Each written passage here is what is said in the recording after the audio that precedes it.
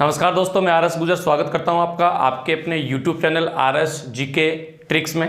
प्यारे विद्यार्थियों, मैं आ चुका हूं फिर आपके बीच में राजस्थान की आर्ट एंड कल्चर को लेकर के। तो एक बार सभी विद्यार्थी फटाफट से जुड़ जाए और जितने विद्यार्थी जुड़ चुके हैं एक बार क्लास को लाइक करके फटाफट से शेयर कर दीजिए। बहुत ही मज़ेदार तरीके से अपन पढ़ने वाले हैं। और जैसा कि आप सभी को पता है, हम आर्ट एंड कल्चर में बात कर रहे थे किसके बारे में, संत और संप्रदायों को लेकर के हम चर्चा कर रहे थे। तो उसी कड़ी में हम आगे बढ़ेंगे। तो एक बार सारे के सारे विद्यार्थी, जितने भी विद्यार्थी लाइव जुड़े हैं, फटाफट से इसको शेयर कर दीजिए। एक बार चलिए लाइक करके फटाफट से शेयर कर दीजिए और फिर पढ़ने वाले हैं। चलिए, संत और संप्रदायों में हम बात कर रहे थे, आज करेंगे हम बात संत चरणदास जी के बारे में। संत चरणदास जी, वो संत चरणदास जी जिन्होंने एक संप्रदाय भी चलाया था, चरणदासी संप्रदाय। तो उनके बारे में हम चर्चा करने वाले हैं। फटाफट से एक बार सारे के सारे दोस्त शेयर करो भाई। अभी तक देखो, शेयर करो फटाफट से जल्दी से सभी दोस्त। फिर शुरू करते हैं अपन। एक बार फटाफट से जिन्होंने अभी तक लाइक नहीं किया है लाइक कर दीजिए और फटाफट से शेयर कर दीजिएगा। फिर उसके साथ ही अपन शुरू करते हैं।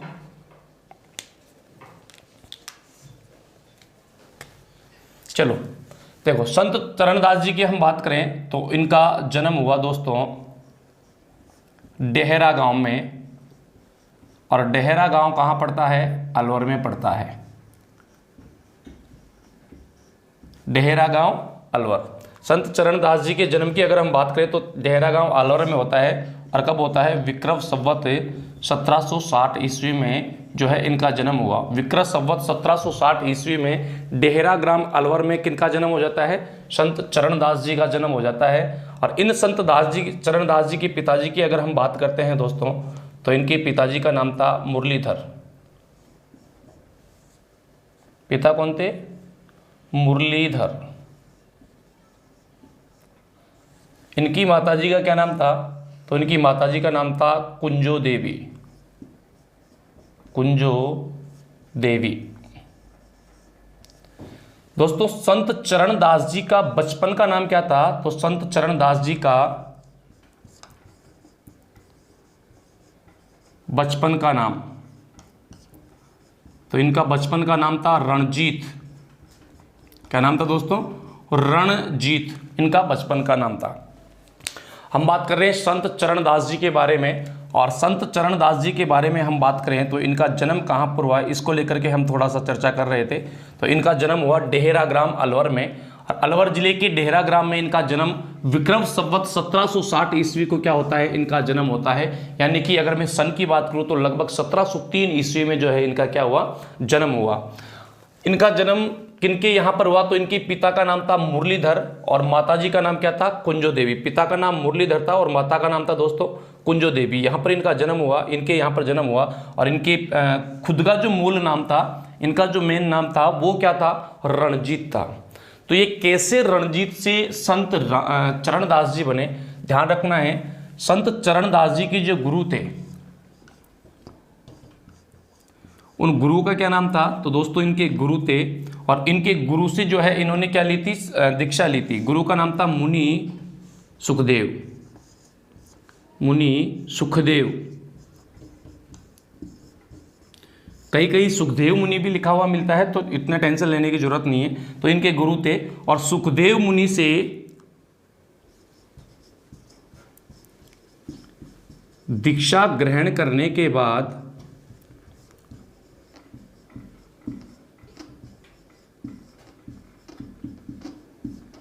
रणजीत से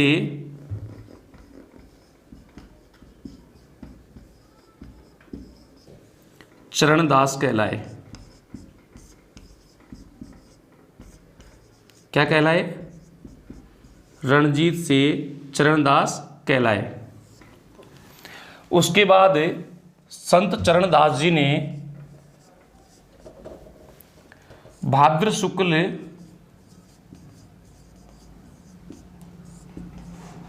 को एक संप्रदाय चलाया, चरणदासी संप्रदाय।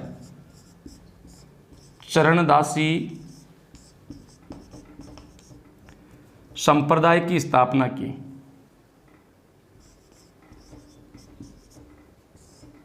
संप्रदाय की स्थापना की। देखिए ध्यान से समझना, हम बात कर रहे हैं यहाँ पर संत चरणदास जी के बारे में। और संत चरणदास जी का संबंध कहाँ से है, तो ये जन्मे डेहरा गांव अलवर में इनका जन्म होता है। और जन्म कब हुआ था दोस्तों, तो 1760 ईस्वी में, यानी कि विक्रम संवत 1760 में हुआ।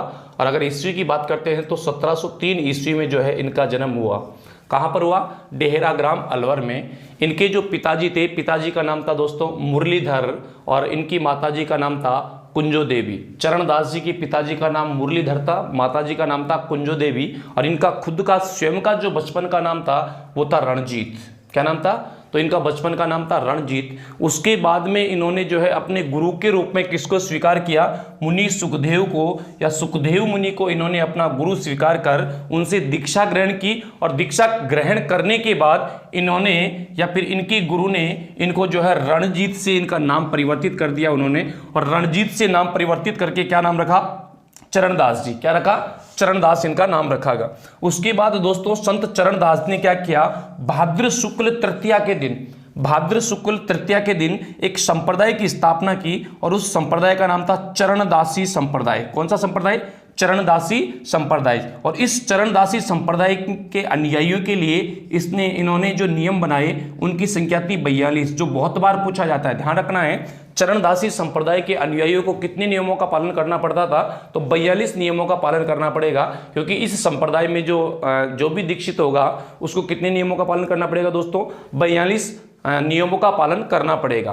अब आगे चलते हैं और देखते हैं और क्या क्या इस संप्रदाय की विशेषताएं थी, किस किस को ये महत्व देते हैं और कैसा इनका जो है पहरावा होता है, यानी कि कैसे वस्त्र धारण करते हैं और क्या क्या विशेषताएं इनकी है। इनसे संबंधित जुड़े हुए ग्रंथों को लेकर के हम बात करते हैं। कहाँ कहाँ से जो है एग्जाम में क्वेश्चन बन सकते हैं उनको लेकर के जो है एग्जाम पॉइंट ऑफ व्यू से जो महत्वपूर्ण चीज़ें हैं उनको जानते हैं। तो एक बार फटाफट से इसका स्क्रीनशॉट ले लीजिए। और जिन्होंने अभी तक लाइक नहीं किया ना क्लास को, फटाफट से लाइक भी कर दीजिए, शेयर कर दीजिए। और दोस्तों अगर अब तक आपने हमारे यूट्यूब चैनल को सब्सक्राइब नहीं किया तो फटाफट से सब्सक्राइब कर लीजिए, जिससे कि आने वाली सभी वीडियो की नोटिफिकेशन आप तक पहुँच पाए। तो फटाफट से स्क्रीनशॉट लो, फिर बढ़ते हैं आगे। चलिए फटाफट से स्क्रीनशॉट ले लीजिए एक बार सारे के सारे।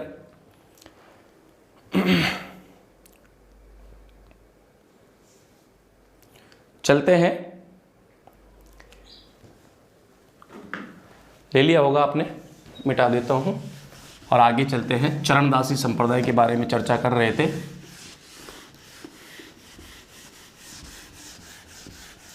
उसी कड़ी में हम बात करें आगे।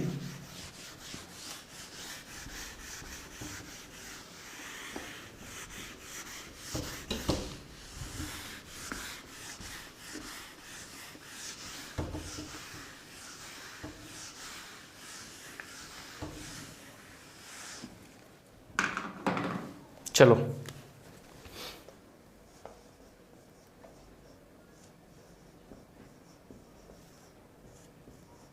चरणदासी संप्रदाय।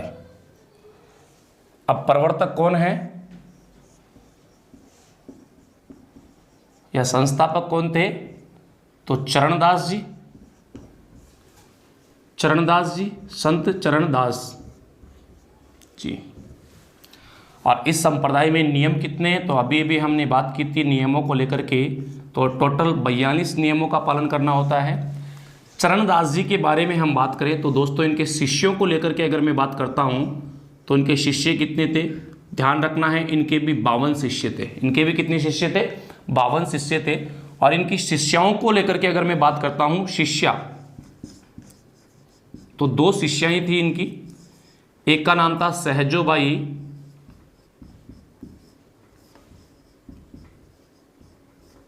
और एक का नाम था दयाबाई। एक का क्या नाम था, दयाबाई। सहजोबाई ने क्या लिखा, सहज प्रकाश। सहजोबाई जो थी उनका जो ग्रंथ में आपको बता दूं तो वो कौन सा था, सहज प्रकाश था दोस्तों, ध्यान रखना है। एक तो था सहज प्रकाश और दूसरा था शबदवाणी, शबदवाणी। उसके बाद में बात करें दयाबाई की, तो दयाबाई ने कौन कौन से लिखा, तो ध्यान रखना है। दयाबाई के बारे में बात करें तो विनय मल्लिका,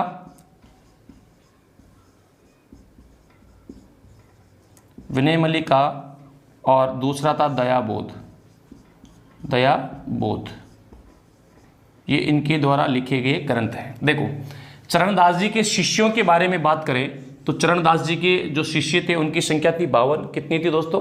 चरणदास जी के शिष्यों की संख्या थी 52, जबकि इनकी जो शिष्याएं थी उनमें मुख्यतः जिनके नाम भी पूछे जाते हैं, 2 शिष्याएं मुख्यतः आपको ध्यान में रखनी है। 2 शिष्याएं थी, एक का नाम था सहजोबाई और दूसरी का नाम था दयाबाई। सहजोबाई और दयाबाई। सहजोबाई और दयाबाई ने जो है कुछ ग्रंथों की रचना भी की, कुछ रचनाएं की, जिनमें मैं बात करूं सहजोबाई की रचनाओं की तो सहज प्रकाश और शब्दवाणी नामक जो रचनाएं हैं वो सहजोबाई के द्वारा की गई, जबकि दयाबाई के द्वारा जो रचनाएं की गई वो कौन कौन सी है? विनय मल्लिका और दयाबोध। दोस्तों, इस चरणदासी संप्रदाय में पीले वस्त्र, कैसे वस्त्र?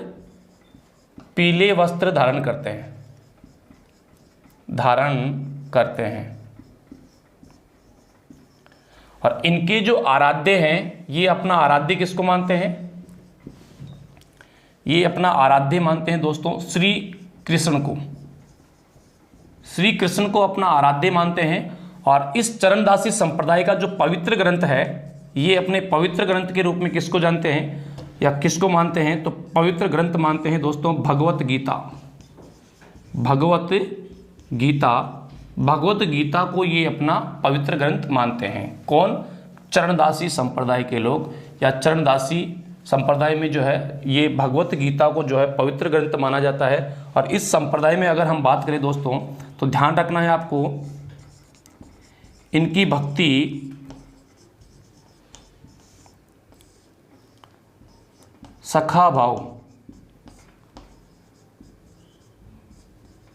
भाव की है। इनकी भक्ति जो है कैसी है? सखा भाव की है। और इनकी मैं बात करूं तो संत चरणदास जी जो है इनका देहांत कहां पर हुआ था? तो संत चरणदास जी का देहांत 1782 में जो है दिल्ली में हुआ था।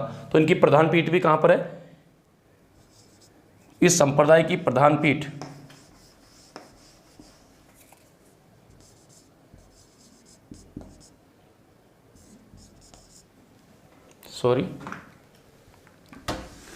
इधर लिख देता हूं मैं, चरणदासी संप्रदाय की प्रधान पीठ कहाँ पर है? ये दिल्ली में है। ये इसका थोड़ा सा आप ध्यान रखें। और जो हमारे चरणदास जी थे इनका देहांत भी कहाँ पर हुआ था? इनका देहांत भी जो है आपके दिल्ली में हुआ था।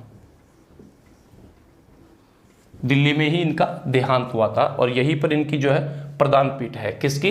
चरणदासी संप्रदाय की, जहां पर बसंत पंचमी को जो है किसका आयोजन भी होता है? तो मेले का आयोजन भी यहां पर किया जाता है।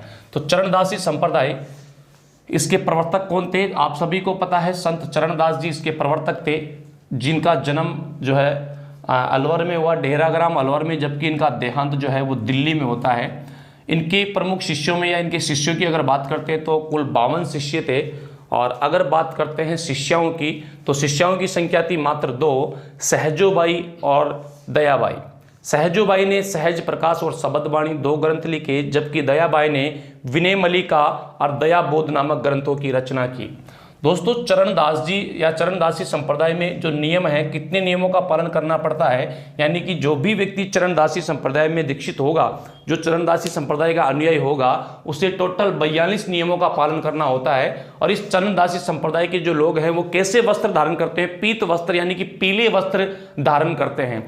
किस संप्रदाय के लोग पीले वस्त्र धारण करते हैं? तो चरणदासी संप्रदाय के लोग पीले वस्त्र धारण करते हैं। और ये अपने खुद के आराध्य देव के रूप में किसको मानते हैं? श्री कृष्ण को जो है ये अपने आराध्य देव के रूप में मानते हैं। और इनका जो पवित्र ग्रंथ है वो कौन सा है? तो भगवत गीता को ये अपने पवित्र ग्रंथ मानते हैं। इस संप्रदाय की, चरणदासी संप्रदाय की जो प्रधान पीठ है वो कहां पर है? वो दिल्ली में है, जहां पर जो है किनका देहांत हुआ था? संत चरणदास जी का देहांत हुआ था। तो इस संप्रदाय की प्रधान पीठ कहां पर है दोस्तों? दिल्ली में है। तो एक बार इसका फटाफट से स्क्रीनशॉट ले लीजिए, उसके बाद आगे बढ़ते हैं और क्या क्या चीजें हमें यहां से जाननी चाहिए, जो इंपॉर्टेंट चीजें हैं उनके बारे में थोड़ा सा और देख लेते हैं, फिर बढ़ते हैं आगे की ओर। तो फटाफट से एक बार इसका स्क्रीनशॉट खींच लीजिए सारे के सारे।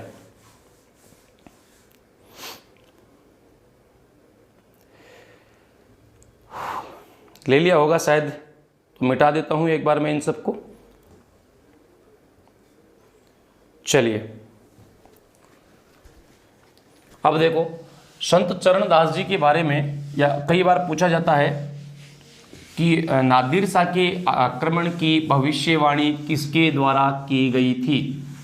नादिर शाह के आक्रमण की भविष्यवाणी किसके द्वारा की गई थी, तो थोड़ा सा उनके बारे में भी हमें ध्यान रखना है। इससे संबंधित या इससे जुड़ी हुई कुछ बातें भी अपन थोड़ा सा जान लेते हैं। तो आइए बात करते हैं।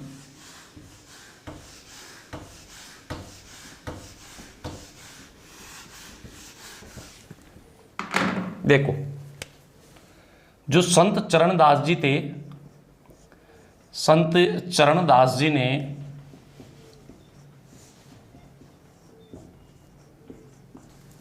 नादिर शाह के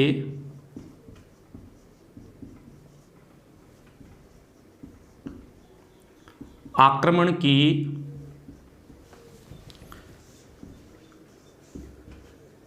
भविष्यवाणी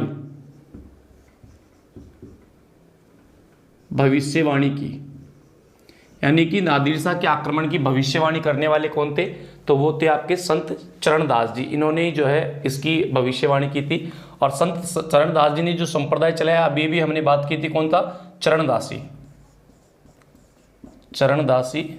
संप्रदाय। तो दोस्तों, इस चरणदासी संप्रदाय के बारे में हम बात करें तो चरणदासी संप्रदाय के अनुयायी या का प्रचार प्रसार राजस्थान में सर्वाधिक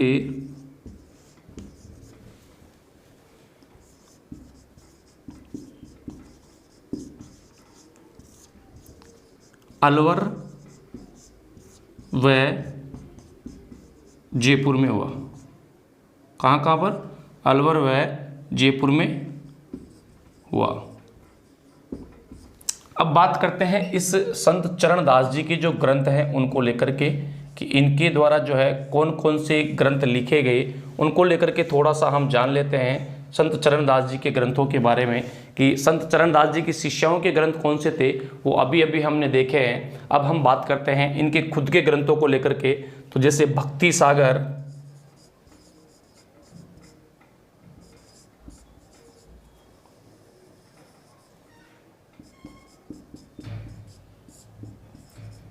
ब्रह्मचरित्र, ज्ञान सर्वोदय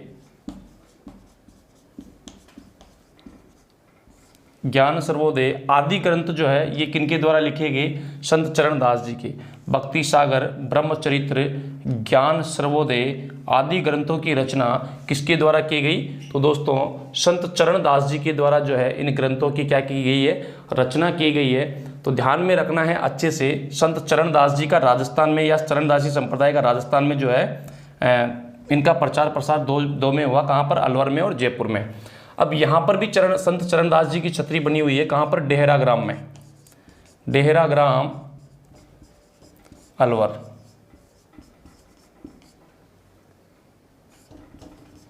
में इनकी छतरी बनी है।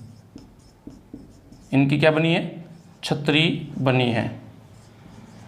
और इस छतरी में दोस्तों चरणदास जी की टोपी, चरणदास जी की टोपी, माला, गूदड़ी व चोला रखा है। देखो, चरणदास जी वो संत थे जिन्होंने नादिर शाह के आक्रमण की भविष्यवाणी की थी, मतलब आक्रमण से पूर्व इसकी सूचना दी थी। और इन्होंने जो संप्रदाय चलाया उसका राजस्थान में अगर प्रचार प्रसार की हम बात करें तो राज्य में 2 जिलों में जो है मुख्यतः इसके अनुयायी आप देखे जाते हैं। एक तो अलवर में है और दूसरे जयपुर में। बात करें इनके ग्रंथों की तो दोस्तों इनके प्रमुख ग्रंथों में भक्ति सागर, ब्रह्मचरित्र, ज्ञान सर्वोदय मुख्यतः इनके ग्रंथ हैं। इनकी जो है राजस्थान में अगर बात करते हैं तो डेहराग्राम अलवर में इनकी छतरी बनी हुई है, जहाँ पर जो है इनके चरणदास जी की जो है टोपी, माला, गूदड़ी और चोला यहाँ पर सुरक्षित रखा हुआ है। कहाँ पर? तो इनकी ये जो छतरी है यहाँ पर। जबकि दिल्ली में इनका क्या लगता है, ध्यान रखना है, चरणदासी जो संप्रदाय है, इस चरणदासी संप्रदाय का बसंत पंचमी को दिल्ली में मेला लगता है। दिल्ली में मेला लगता है। तो ध्यान रखना है, मेला कब लगता है? बसंत पंचमी को लगता है। और कहाँ पर लगता है? दिल्ली में लगता है। जबकि बात करें डेरा ग्राम अलवर की, तो यहाँ पर भाद्र शुक्ल तृतीया को लगता है। कहाँ पर? जहाँ पर इनकी छतरी है, डेरा, यहाँ पर भी मेला लगता है। और यहाँ पर मेला कब लगता है? भाद्र शुक्ल तृतीया। डेरा ग्राम अलवर में लगता है भाद्र शुक्ल तृतीया को, जबकि चरणदास संप्रदाय की जो प्रधान पीठ है दिल्ली में, वहां पर लगता है बसंत पंचमी को मेला। तो ध्यान रखना है, दोनों जगह अलग अलग दिन जो है मेले का आयोजन होता है। तो इसका भी आप फटाफट से एक बार स्क्रीनशॉट ले सकते हैं। उसके बाद बढ़ते हैं हम आगे और बात करते हैं अगले संप्रदाय के बारे में। फटाफट से यार सारे के सारे स्क्रीनशॉट ले लीजिए, और जिन्होंने ले लिया ना वो लाइक करके फटाफट से शेयर कर दीजिए ना, तभी मज़ा आएगा। अगर आप शेयर नहीं करेंगे, जितने ज़्यादा स्टूडेंट जुड़ेंगे उतना ही ज़्यादा मैटर्स मैं आपको उपलब्ध करवाऊँगा। तो लाइक, शेयर और कमेंट और सब्सक्राइब, चारों चीज़ें लगातार चलती रहनी चाहिए, मज़ा आता रहेगा। टेंशन लेने की बिल्कुल ज़रूरत आपको नहीं है। तो फटाफट से इसका स्क्रीनशॉट ले लीजिए, और बिल्कुल आपने ले लिया होगा। तो दोस्तों इस क्लास को मैं यहीं पर रोकना चाहूँगा, क्योंकि फिर ज़्यादा लंबी हो जाएगी क्लास, है ना। तो आज के लिए प्यारे विद्यार्थियों इतना ही बहुत। अब मैं लेना चाहूँगा आपसे विदा। तो मिलते ही फिर ब्रेक के बाद। नमस्कार सभी प्यारे विद्यार्थियों को। कैसी क्लास जो है आपको कैसी लगी, ये आपको कमेंट करके ज़रूर बताना है। और ऐसे ही लगातार वीडियो देखने के लिए जो है हमारे चैनल को, यूट्यूब चैनल को सब्सक्राइब करें, बेल आइकन को प्रेस करें, जिससे कि आने वाली सभी वीडियो की नोटिफिकेशन आप तक पहुँच पाए। तो इसी के साथ नमस्कार, राम राम साहब।